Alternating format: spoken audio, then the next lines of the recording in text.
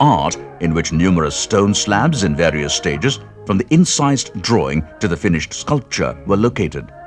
Among these was a beautiful outline sketch, Hastalekha, of Salabhanjika, arms akimbo, very gracefully rendered.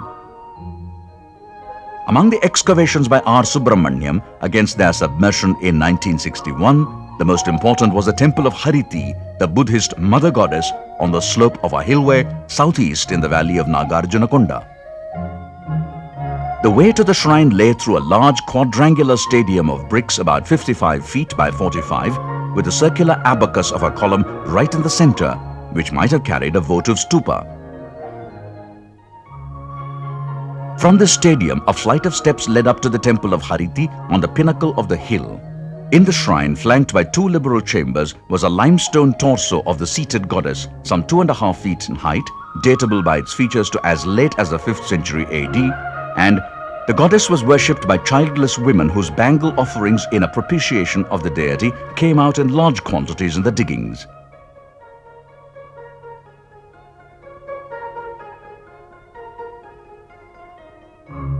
The discovery of the temple is of great moment to early Andhra history because it fixes with near certainty the vexed origin of the Chalukya dynasty, described in its epigraphs as Hariti Putras, sons of Hariti, who, allied to the Ikshvakus by marital ties, were certainly their presumptive successors.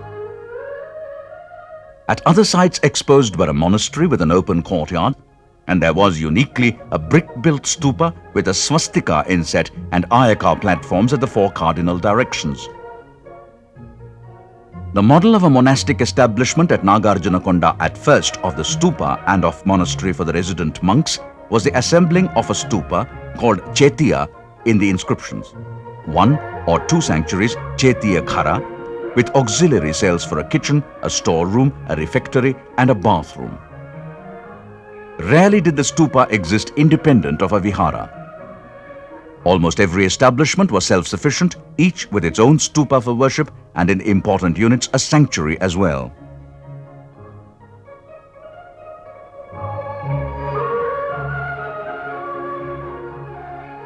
The shrines, enclosing a stupa or an image of the Buddha, were apsidal, circular or oblong, the apsidal the most frequent.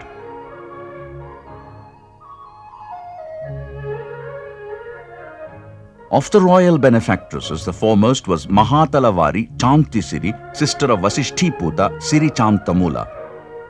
In the florid testament of the inscriptions, she was the great mistress of munificence, Mahadhanapatini, devoted to all the virtuous. Most important of all, she reconstructed rather than created the Mahachetiya, Mahachaitya, embellishing it with Ayaka, Aryaka khambas, votive pillars, in groups of 5 at the 4 cardinal points. Other royal votaries were Mahadevi Rudradhara Bhattarika, who gave towards the raising of the Mahachetiya 170 dinari masakas and a votive pillar. Mahatalavari, Adavi Chantisiri, Mahasenapatini, Chula Chantisirinika, Mahadevi Bapi Sirinika, Mahadevi Chatisiri, and an unnamed wife of Mahasenapati, Mahatalavara, Vasishthiputa, Mahakamadasiri of the Pukiyas, who set up each a stone pillar to the Mahachetiya for their welfare and happiness in both the worlds.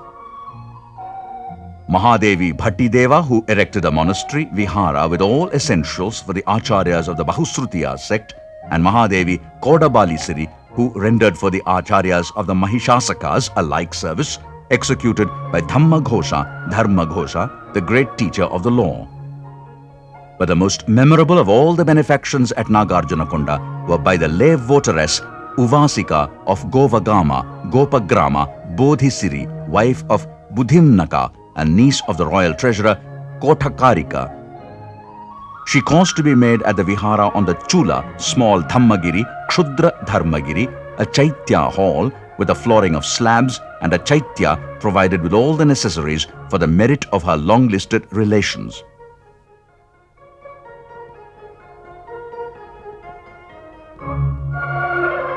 For Nagarjunakonda had not only become the focus of the votaries of Buddhism from all over India, but such was its vast renown as a center of enlightenment that acharyas and fraternities of monks were also drawn to it in a pilgrimage through history all the way from Ceylon to China.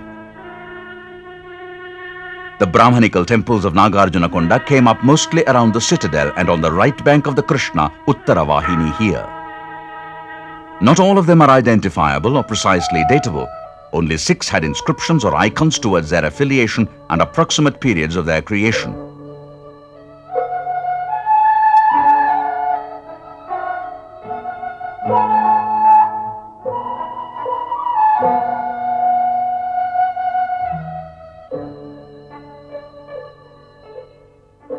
The first temple of the Brahmanical faith in the valley was Ashtabhuja Swamins of 3 units, the lone shrine to Vishnu, yet known in India. It was established on the bank of the Krishna in AD 278 by Tishya Sarman, minister of the Abhira king Vasishtiputra Vasushena, who ruled over Nagarjunakonda for a brief interregnum. Nearby on the northern slopes of the Nagarjuna hill on the bank of the river were the ruins of a cremation ground or burning cart exposed in 2 units. The sculpture of a young lady bereft of ornaments, her hair tied sideways into a knot, descending a ladder and poised to enter a fire is suggestive of Sati, as attested by an inscription on a stone slab which reads Swamedha, meaning self-immolation. From this area was also discovered a large-sized headless squatting stone image of the mother goddess resembling a Purna Ghata. On the northwestern foot of the hill of Nagarjuna and fronted by an architecturally impressive gigantic royal bathing cart on the bank of the Krishna, entirely cased by Kadapa slabs, were a unit of 2 shrines, the Pushpabhadra Swamins and an oblong Kartikeya shrine which yielded the remains of a mutilated icon of the deity. The Pushpabhadra Swamins, the earliest structural temple, was well laid out in an integrated master plan of Garbhagriha, Mukhamantapa and Dhvajastambha, encompassed by a prakara with 4 dwaras, gateways. Within a stone's throw stood majestically the grander palatial storied temple of Sarvadeva, the abode of all gods, of which a valuable account was engraved in 7 versions of a famous inscription in metrical Sanskrit. The excavated antiquities of Nagarjunakonda of its prehistorical, proto-historical and historical periods, salvaged against its submergence, are displayed in 5 systematized galleries in a unique island museum. The sculptures consist of the pièce de résistance, the colossal image of the Buddha, 3 meters high.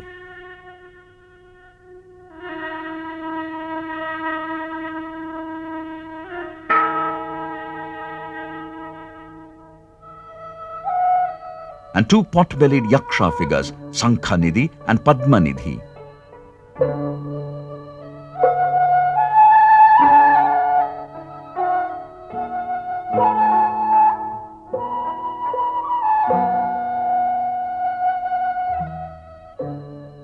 A frieze depicting alternatively the principal events from the life of the Buddha and Mithuna figures one of the finest sculptures of Nagarjunakonda.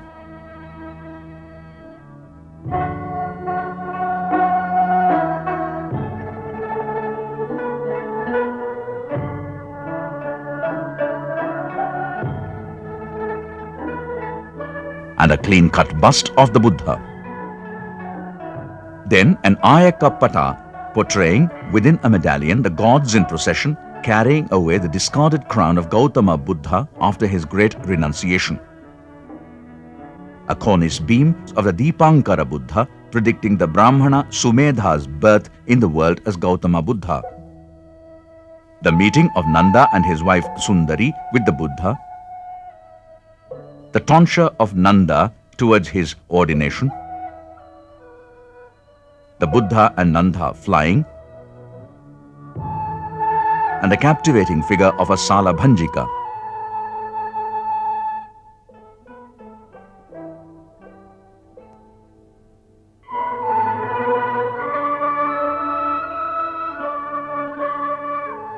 Another cornice beam following an Ayakapata, displaying, apart from intervening panels of Mithunas, events from the life of Gautama Buddha, the birth, the great renunciation,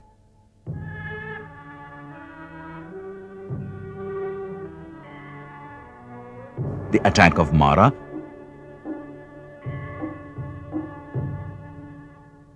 the first sermon at Sarnath,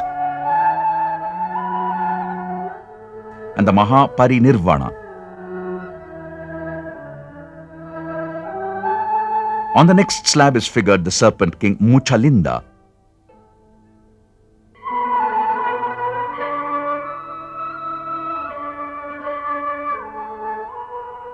And in the coping stone next, garland bearers in a flowing rhythm.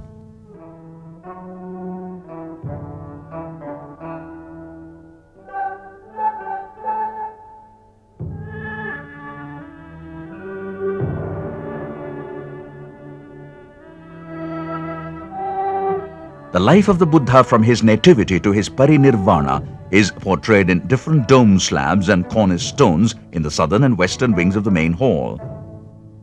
In the upper half of a dome slab, the Bodhisattva Sumedha resolves to take his birth on earth as Gautama. Sumedha descends from the Tushita heaven in a divine chariot as a white elephant and enters the body of Maya, who gives birth to the child in the Lumbini garden. The four Mahabrahmas receive the child. A chhatra appears above a spouted Purna Ghata as a mark of a Chakravartin. Maya stands holding the Sala tree while a lady carries the staff of royalty. Grown-up Gautama witnesses four sights that lead to his abnegation: a corpse, an old man, a diseased man, and an ascetic. All these make him meditate upon the afflictions of life, and in the dead of night he decides on renunciation. In the Mahabhinishkramana, the great departure, Kantaka, his horse, and Chandaka, his groom, transport him from Kapilavastu. Then on the banks of the Anoma, Gautama changes his dress for a monk's attire. Chandaka returns to Kapilavastu with Kantaka and conveys a horrifying news to Gautama's father Suddhodana, and Yashodhara, Gautama's wife, breaks down. Gautama performs penances for 6 years, after which at Bodh Gaya, Uruvela, he receives milk and rice from a milkmaid Sujata and sits under the Bodhi tree, vowing not to abandon his seat until he has attained enlightenment. Mara with his accomplices attacks him, but is forced to recede overcome. During Gautama's penances, a rainstorm lashes Uruvela, but the serpent king Muchalinda coils round his body until it blows over.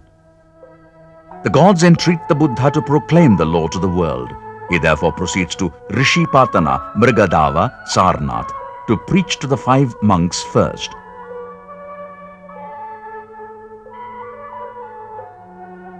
At Sarnath, he interprets his doctrine to Kaundinya, Ashwajit, Bhadriya, Vappa, and Mahanama, and the noblemen of Varanasi.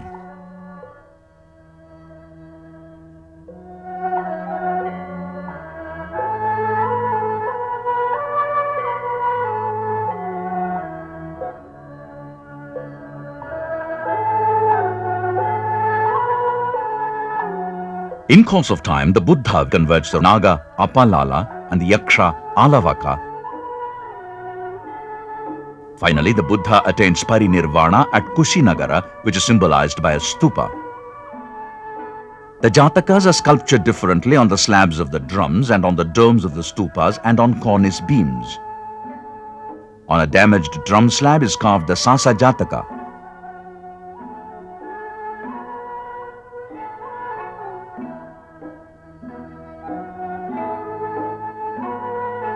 The Champeya Jataka is the theme of 4 synoptic panels on a cornice beam. The Sibi Jataka is sculptured synoptically on a drum slab. 18 panels in the museum are devoted to the main episodes of the popular Mandhatu Jataka, the story with a moral of the Chakravartin Mandhata's rise to partnership of the heaven of the 33 Trayastrimsa gods, and his abysmal fall to earth due to his overweening pride and avarice. On a dome slab is sculptured the Mahapaduma Jataka, in a recall of the story of Sarangadhara of Sanskrit literature.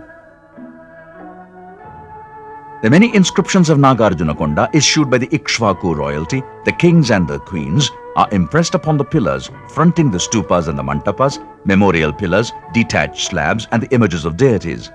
The language of the records is predominantly Prakrit with a mixture of Kannada,